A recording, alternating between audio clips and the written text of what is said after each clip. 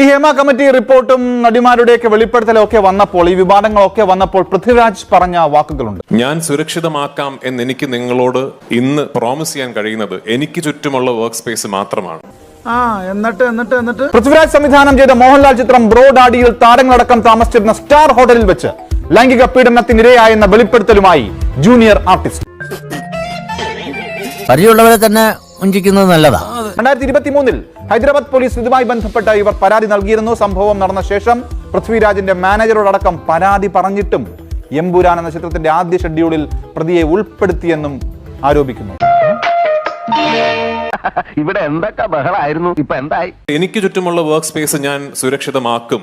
അതിനപ്പുറത്തേക്ക് ഞാൻ ഇതിലൊന്നും ഇൻവോൾവ് ആകില്ല എന്ന് പറയുന്നിടത്ത് തീരുന്നതല്ല ഞാൻ ഉൾപ്പെടെയുള്ള ആൾക്കാരുടെ ഉത്തരവാദിത്വം. ഇയാളെ ഇനി നമ്മൾ വിശ്വസിക്കൂല. നടി തന്നെ പറയുന്നുണ്ട് പൃഥ്വിരാജ് സുകുമാരൻ ഈ സംഭവം അറിഞ്ഞിരുന്നോ എന്ന്. ഇങ്ങനെ ഒരു ട്രാഫിക് ജാം ഞാൻ ഒരിക്കലും പ്രതീക്ഷിച്ചതല്ല. ഞാൻ സുരക്ഷിതമാക്കാം എന്ന് എനിക്ക് നിങ്ങളോട് ഇന്ന് പ്രോമിസ് ചെയ്യാൻ കഴിയുന്നത് എനിക്ക് ചുറ്റുമുള്ള വർക്ക് സ്പേസ് മാത്രമാണ്.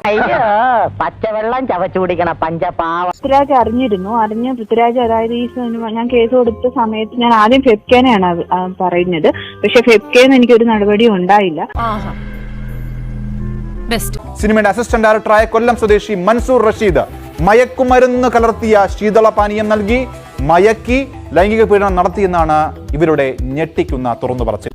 ആളെ നാണം കിടത്തിയിട്ട് നാട്ടുകാർക്ക് മുഴുവൻ ചിരിക്കാനുള്ള വകയുണ്ടാക്കിയിട്ട് വന്ന് നിൽക്കുന്നുണ്ടല്ലേ രപ്പൻ. താനൊരു വഷളനാക്കി, ഒരു നിഷ്ഠൂരനാക്കി. തൃപ്തിയായില്ലേ എനിക്ക്? അവർക്ക് നേർക്കൊക്കെ കണ്ണടച്ചിട്ടാണോ മറ്റു കാര്യങ്ങളിലൊക്കെ കണ്ണു തുറന്ന് താരം പ്രതികരിച്ചത്?